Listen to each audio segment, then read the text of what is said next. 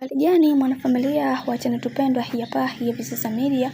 Kama ndo mara kwa kwanza basi nikusihi usisahau kusubscribe, kulike, kushare pamoja na kucomment bwana.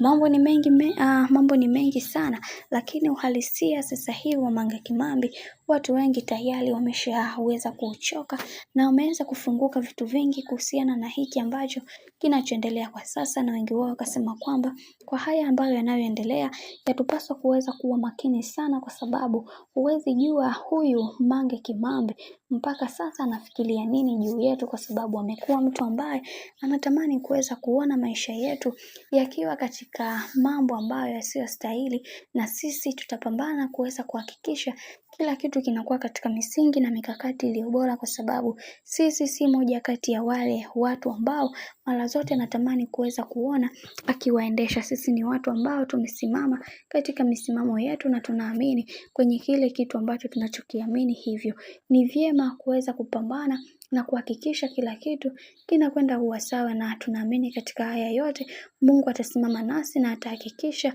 kila kitu kinakuwa katika misingi iliyo bora. Hatupendezwi na haya yanayoendelea kwa sasa, bali tunatamani kuweza kuona kila kitu kinakwenda kuwa sawa, na tunaamini kwa uwezo wa Mwenyezi Mungu kila kitu kitasimama kama vile ambavyo inavyostahili. Na tumeweza kuona baadhi ya watu wengi walimwignore na kumwambia kwamba ni vyema akakaa mbali na kila hatua ya maisha yetu, kwa sababu kila mtu anatamani kuweza kuona au kuhakikisha kila kitu kikiwa katika misingi iliyo imara, na kuachana na hizi zana ambazo anazozileta yeye kama anahitaji mambo mengi kuhusiana na maisha yake. Hivyo ni vyema akapambana kwa namna nyingine, kwani kila mtu anaamini katika kila hatua ya maisha ambayo tunayopiga, kila mtu ana namna yake ya yeye kuweza kufikia malengo yake. Hivyo katika hiki ambacho kinachoendelea sasa, ni vyema kila mtu akapita na upepo wake mwingine.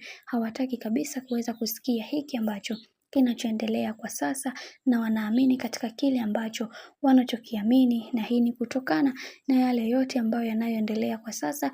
Watu wameweza kugima na kutokufanya chochote kuhusiana na hiki ambacho kinachoendelea kwa sasa. Wacha tuone mwisho wa haya yote itakuwaje, kwa sababu kuna vitu vingi ambavyo vinavyoendelea, na wengi wao wanatamani kuweza kuona kila kitu kikiwa katika misingi na mikakati iliyo bora, ili kuweza kufikia malengo ambayo wamekuwa wakijiwekea katika maisha. Bwana, mambo ni mengi sana kuhusiana na haya ambayo yanayoendelea kwa sasa.